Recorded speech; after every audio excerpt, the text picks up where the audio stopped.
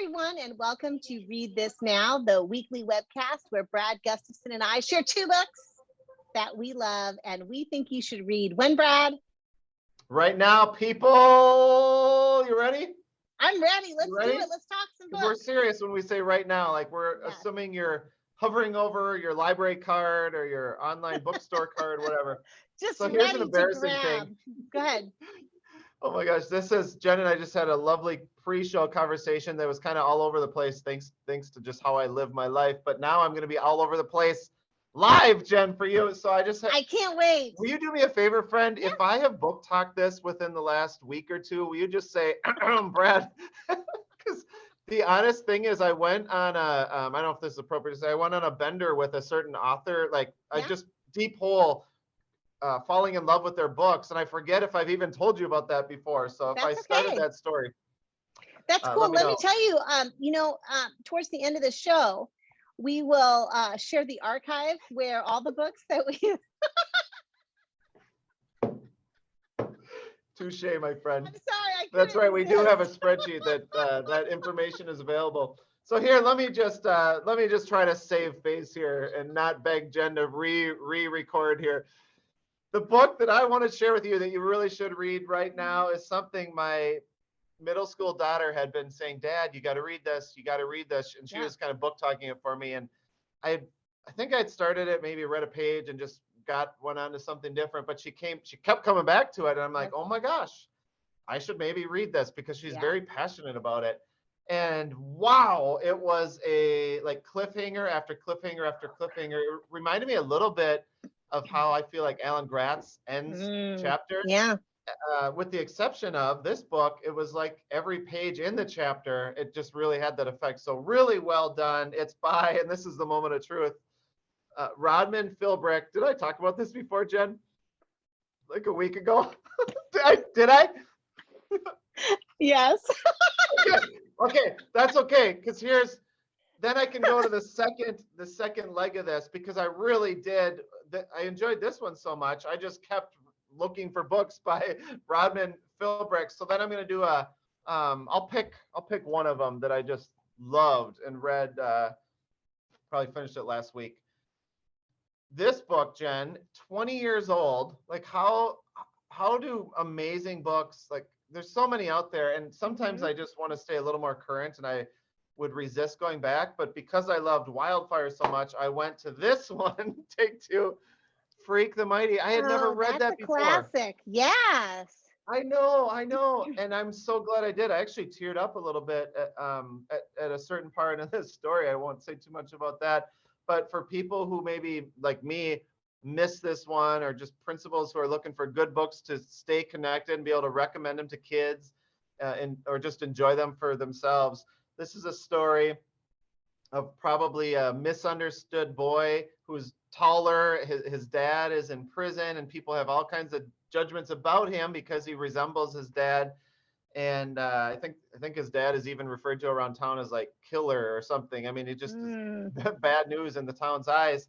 And this taller boy befriends another boy with some health issues, and they just become best friends. And he carries around his shorter in stature classmate, and they just go through life and form this incredible bond, and fell in love with this one too. So that was my backup plan. Thank goodness I had one.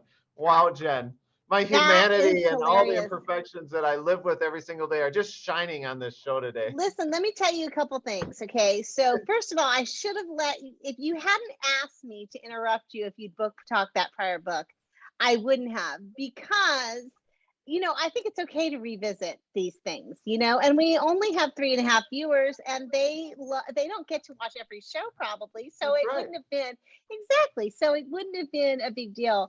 But also but on the other hand, I'm really glad I did interrupt you, because it's nice to see a classic like Freak the Mighty be brought up on this show, because we so often focus on newer books. And I know that we've talked about that and how it's kind of an intentional choice, to help stay current on what's new and next. But it's nice to see that, and also to just make the connection between an author's body of work over time, I think is pretty cool too. So I'm really glad Thanks, Jen. And I feel like you've just read way more than me, but there might be other people listening who are maybe like me and just haven't read as much over the years. So this one is like I mean it when I share it. I fell in love with this book. So if you're one of the few people on the planet who hasn't read it yet, like I was a week ago, really, really, really, really good. I think it's a Newbery winner or a Newbery honor. Well, I think Does it's a that sound Newbery. right? I think it's a medalist, but I'm not sure. I'd have to look Oh, that up. I think okay. it's a Newbery winner, but a medalist. But I think I would need to look that up. I could be wrong about Okay. that. But let me Got just it. say also, if I had $1 for every time one of my students said, Miss LaGarde, you've told us about that book already, then I would have a lot of dollars. So all that speaks to is just your excitement about the book, etc. I had to give you a hard time about our archive because I just couldn't resist. But That was awesome. that's what real teachers deal with every single day. So that's Yeah, awesome. you're building me up after that massive failure. I actually feel, okay about it. I'm just gonna throw, because I won't talk about this again Yes. next week, but I also read, I really was in a Rodman Philbrick hole, like Uh-huh. reading everything I could get. I also read after Wildfire, I read, this one came out less than a year ago, Wild River, equally captivating and really, really solid. So there you have I it. put him in a category with people like Gary Paulson and Kate DiCamillo and others who just write perfect books for their age group. Maybe Gordon Corman's another one who just never miss. They like swing, they know their audience, and they never miss. Their books are always, regardless of how many stickers they might get on the front, their books are always hits with their target audience, and so I love it. You can always, it's like a sure bet. When you're like, I just want to read something that I know I'm going to enjoy, there are certain authors that they hit it out of the park every time. So great that's description. great. Now I'm going to pass the baton to finally, Jen. This is like the redemption book talk here. What have you been This is my reading? Tell favorite us show about it. ever. I'm not sure I've ever laughed so much in one of our shows. So this is amazing. Oh my gosh. It's actually, I have it's interesting to me that it's serendipitous, I guess, that you chose to talk about a book that had won the Newbery, because the book I'm going to talk about also won the Newbery, but won the Newbery medal just this last year. For this last year, it was announced in January that this was the Newbery winner. And what delights me so much about that is that for the first time ever, and so this is like really like one of those humble brag moments that I don't really get to deserve to brag about, but I am going to just a little bit because it's never happened before and will probably never happen again. It's that I had it on my Newbery list as potential winner, and our good friend Mr. Shu did not. And so I felt like, oh my gosh, I'm like a quarterback for some team, like I don't know sports, but I felt real excited about the fact that I had picked it and he had not. Absolutely. So That's bio worthy. I mean, if I had that seriously, line, I mean, that's almost like title bar for the show. We need a graphic. agreed. I'll just put up some like stickers, right? Like some stars and flashes right now. But in all seriousness, that's like a silly aside. I was really excited to read this or to see this book as a winner because it represents the type of book that I personally, in my own reading life over the last 800 years or so, have I've not seen a lot of books like this, in that it's a middle school. I think middle school is the target audience here. I could see some fifth graders really sinking their teeth into this book, but target audience, probably middle school sci-fi with Latin X lead character. So I don't see that combination very often. But also above and beyond all that, it's just such a beautifully written book. Before I set the scene and tell you a little bit about the book, I want to show you this gorgeous cover. Okay. I think this is one of the most beautiful book covers I've maybe ever seen. It's called The Last Cuentista, and it's by Donna, Barba, Higuera. Hey, Jen, I have a quick favor. You always do such a nice job with this, and I don't think you'll give away the ending, but I just ordered that book, so don't give away the ending. I won't. Okay. And I'm so glad you did, because one of the things I was going to say today is that this is, sometimes when I'm reading books, I think this is a Brad book. This is a Brad book. So I'm really so glad that you ordered it. Okay. The year is 2061.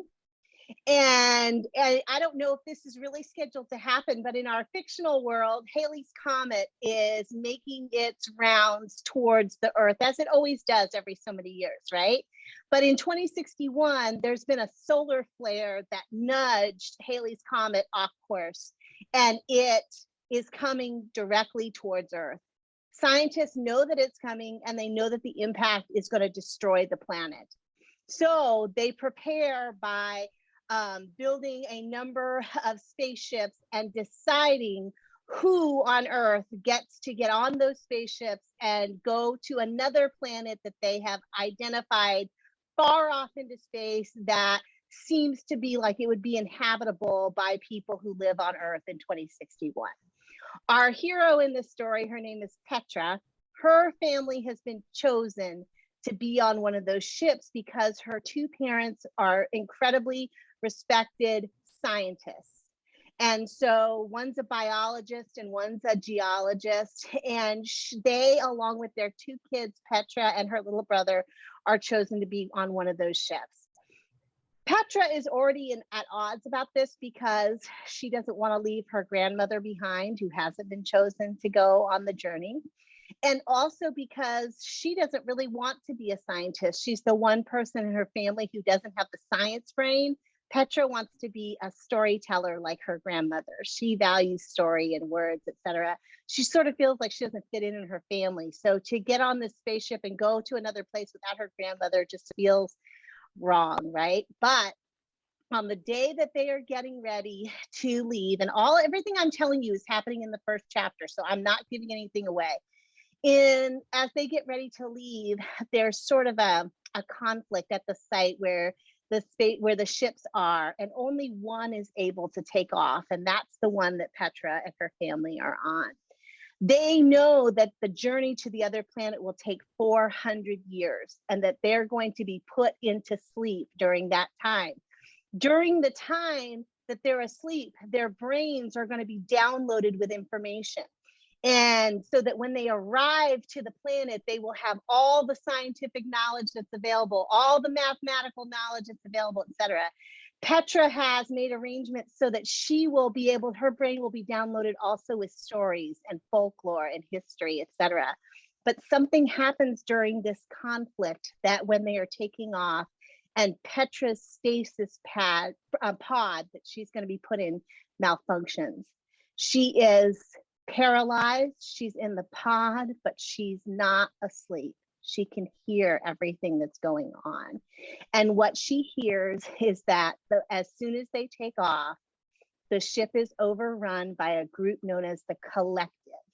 And the Collective has decided that instead of downloading everything, all the information into the people who are sleeping, they're going to erase all of their memories, so that when they get to the planet, everyone will have been altered in a way that they are all the same. They want to create a master race. Fast forward 400 years, Petra is awoken from her semi-sleep, and she's the only one who remembers Earth. And that's where the story takes off. All of that happens right in the beginning, so I'm not giving anything away. But you can imagine this 12 and a half, almost 13-year-old girl who is responsible for making sure that the humanity of what was Earth is remembered by the humans who are left. Boom. So now you can kind of see why this wins the Newbery. It's The Last Cuentista, and it's by Donna, Barba, Higuera, and I think you should read it right now. No, I plan on it. I don't know if I've ever been so excited for a book to arrive at my house. Like, oh my God. I know you will love it because I know you're a sci-fi guy anyway, but the whole time I was like, this is a Brad book. Brad is going to love this book. Yeah. I shouldn't have told you to not talk about the ending, because I kind of want to just hear the whole story right now. No can do. You'll have to read it yourself. Oh, that's good. Awesome. Well, thanks for bringing, as always, some credibility to the conversation. And you know, This was so fun. if the law of averages is in place here between our book talks, Jen, we do a pretty good job collectively. Surely do. And the thing I love most about our show is that it's not scripted. It is just two friends chatting about books, and whatever happens, happens.